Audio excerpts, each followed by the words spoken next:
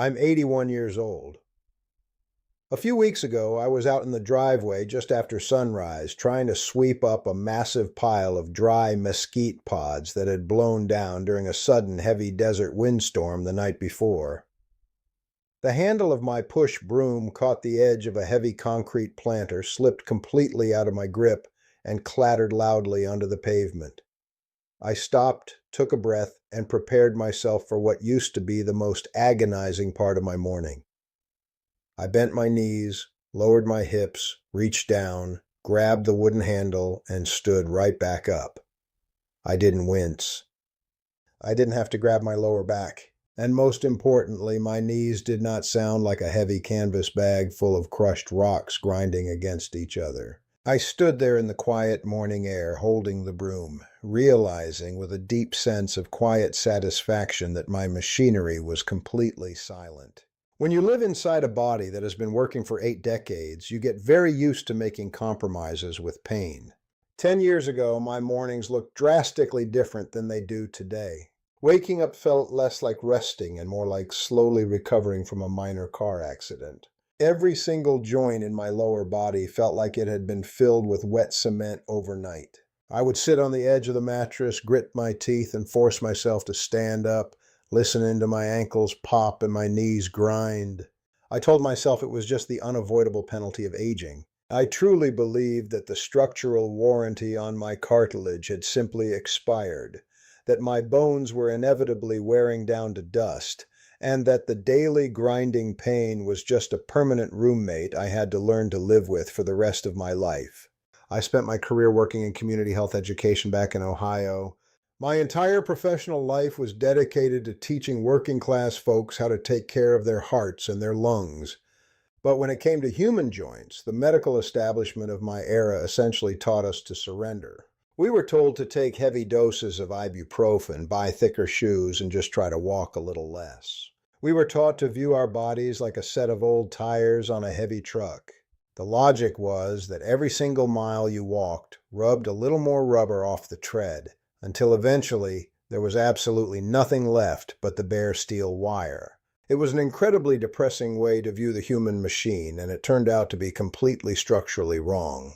I finally understood the mechanical reality of my pain after a long conversation with my son Daniel. He is a physical therapist up in Denver, and he spends his entire week putting people's broken machinery back together. I had called him to ask for a recommendation on a thick knee brace, hoping I could just tightly strap the pain away. Daniel told me to save my money. He explained that human joints are not like rubber tires that simply wear down from too much friction. He told me to think of the cartilage in my knees and my hips exactly like a dense, thick kitchen sponge. Daniel explained that unlike almost every other tissue in the human body, your cartilage does not have its own dedicated blood supply.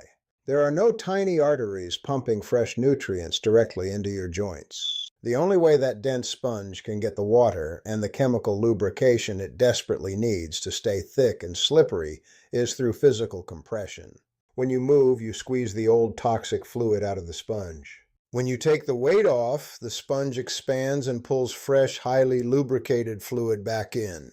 The medical term for this thick grease is synovial fluid. If you do not squeeze the sponge, the fluid stops moving.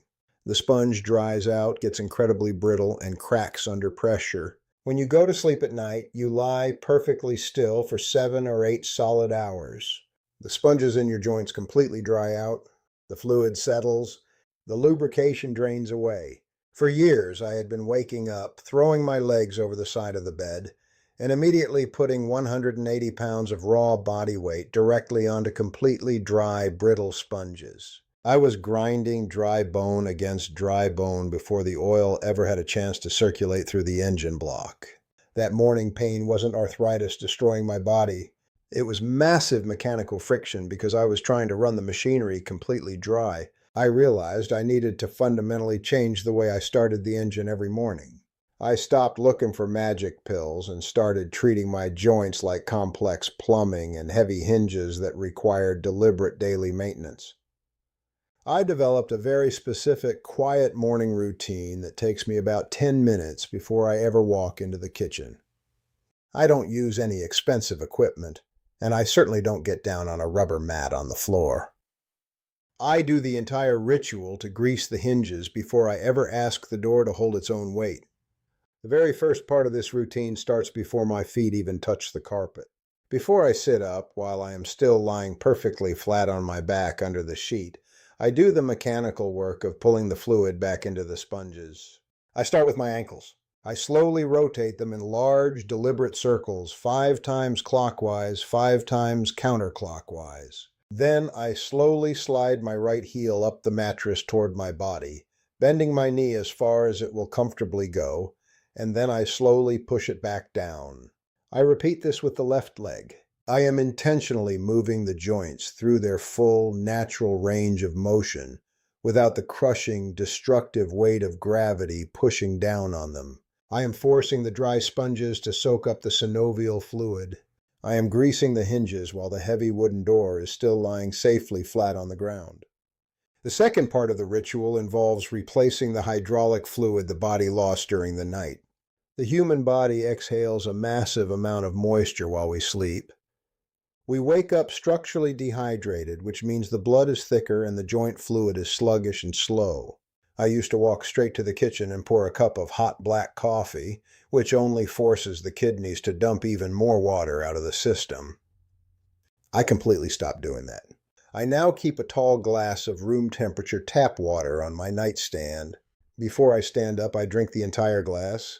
I am deliberately pressurizing the hydraulic lines. I am giving the machinery the raw water it desperately requires to manufacture the slippery fluid that keeps the cartilage thick and protective. The third step is how I handle the first 10 minutes of being vertical. For decades, my routine was to get out of bed and immediately sit down in a heavy armchair to read the morning paper. I was taking joints that were just starting to wake up and locking them rigidly back into a bent 90-degree angle for another hour. It allowed the heavy inflammation from the night to pool right back in my hips and my lower back. Now, when I finally stand up, I do not sit back down. I spend the first 5 to 10 minutes of my morning in constant, gentle motion. I walk slowly around the kitchen island. I stand at the counter and sort the mail. I walk out to the back patio and look at the weather. I am intentionally forcing the freshly greased joints to bear weight while they are moving. Motion is the absolute best anti-inflammatory medication on the market. By walking around the house, I am using the large muscles in my legs to actively pump the pooled, stagnant fluid out of my lower back and my knees, flushing the overnight rust out of the system. I only sit down to read the paper once the engine is fully warmed up and running smoothly. There is one final, crucial component to this pain-free reality, and it has nothing to do with movement. It has entirely to do with the fuel I was putting into the tank. When Margaret was alive, she loved to keep a tin of sweet glazed pastries on the kitchen counter to have with our morning coffee. After she passed, I kept buying them for years out of simple, quiet comfort. I was eating a heavy dose of processed sugar every single morning at 7 o'clock. I didn't realize that refined sugar acts exactly like handfuls of coarse sand thrown directly into the engine grease. Sugar creates a massive systemic inflammatory response in the human body. That inflammation travels straight through the bloodstream and aggressively settles in the weakest, most heavily used joints. It makes the synovial fluid sticky and thick instead of slick and smooth. When I finally found the discipline to stop buying those pastries and replace them with plain oatmeal and handfuls of raw nuts, the dull, throbbing ache that used to live permanently in my knuckles and my hips completely evaporated. I wasn't just greasing the hinges anymore. I had finally stopped actively throwing sand into the gears. It took about 3 months of this strict, quiet daily ritual before I woke up one morning and realized the heavy, wet cement feeling was entirely gone. I didn't have to brace myself on the edge of the mattress. I didn't have to grit my teeth. The joints were quiet. The structural machinery was working exactly the way it was engineered to work. I am telling you this today because I know there are millions of older adults waking up right now, listening to their knees pop and their backs grind, firmly believing that their physically independent life is simply winding down. They are looking at walking canes and expensive joint supplements, thinking their foundation is permanently crumbling.